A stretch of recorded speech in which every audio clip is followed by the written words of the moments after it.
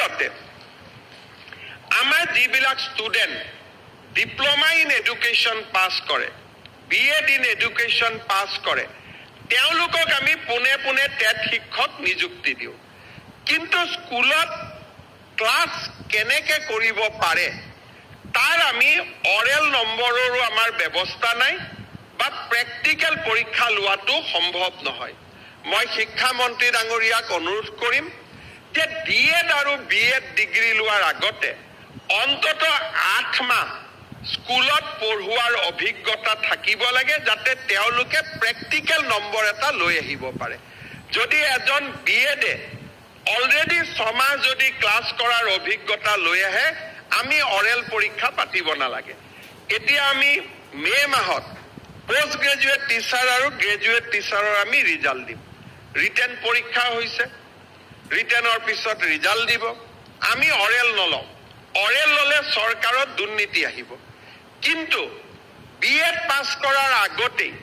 যদি সেই শিক্ষকজনে 8 মাহ এখন স্কুলত পঢ়ুৱাই আহে আৰু তেওঁলোকৰ পঢ়ুৱাৰ স্কিলটোৰ ওপৰত যদি BEdত তেওঁলোকে নম্বৰ পায় তেতিয়ালে আমি চিন্তা কৰিবলগীয়া একো নাথাকে মই শিক্ষা মন্ত্ৰী মহোদয়ক অনুৰোধ কৰিম যে BEd আৰু DEd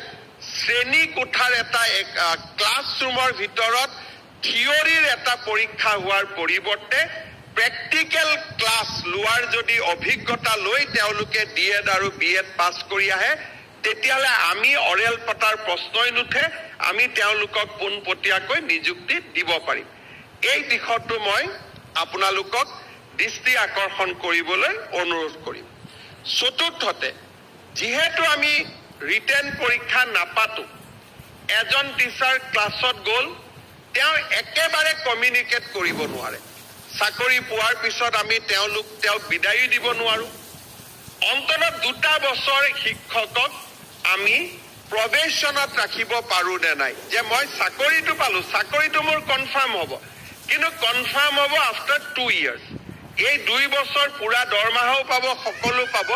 কিন্তু যোনে একেবাৰে কমিউনিকেট কৰিব নোৱাৰে তেখেতসকলে শিক্ষক হৈ থাকি ছাত্ৰ ছাত্ৰীৰ কল্যাণ কৰিব নোৱাৰে আৰু 2 বছৰলৈকে যদি আমি প্ৰবেশনত ৰাখো এজন শিক্ষকক তেওঁৰ গুণগত ৰিভিউ কৰিবলৈ আমি 2 বছৰ পিছত আমি সময় পাম মই ভাবো শিক্ষক নিযুক্তিৰ ক্ষেত্ৰতো আমি ফান্ডামেন্টাল ডিফাৰেন্স কৰাৰ বাবে চেষ্টা কৰিব লাগে মই শিক্ষা বিভাগক ধন্যবাদ জনাম যে প্ৰথমতে 150 তাৰ পিছত 100 এতিয়া 50 জন ছাত্ৰ ছাত্ৰী থকা স্কুলতো আমি এজনকৈ প্ৰধান শিক্ষক দিয়াৰ বাবে সিদ্ধান্ত লৈছো মই ভাবো যে প্ৰধান শিক্ষক এজন স্কুলত অতিকে প্ৰয়োজনীয় প্ৰধান শিক্ষকজনৰ যেটো আমি কেবিনেটত সিদ্ধান্ত লৈছো তাৰ পূৰ্ণাংগ ৰূপায়নৰ দিশত আমি খুব সোনকালে আগবাঢ়িব লাগে যাতে প্ৰত্যেক 50 ষ্টুডেন্টৰ বিপৰীতে একোজন প্ৰধান শিক্ষক থাকিব পাৰে আৰু অহা বছৰ ইয়াক মই 40 লৈকে নামাই দিবলৈ অনুৰোধ কৰিম যাতে 40 ষ্টুডেন্ট থকা শিক্ষক বিদ্যালয়টো আমি একোজন প্ৰধান শিক্ষক দিব পাৰো কাৰণ প্ৰশাসনীয় কামৰ বাবে প্ৰধান শিক্ষকজনৰ অতিকে প্ৰয়োজন পুনৰ এবাৰ অসমৰ শিক্ষা জগতখনক আজিৰ সুন্দৰ ফলাফলৰ বাবে ধন্যবাদ জনাই মই মোৰ বক্তব্যৰ সামৰণি মাৰিছো ধন্যবাদ জয় হিন্দ বন্দে মাতৰম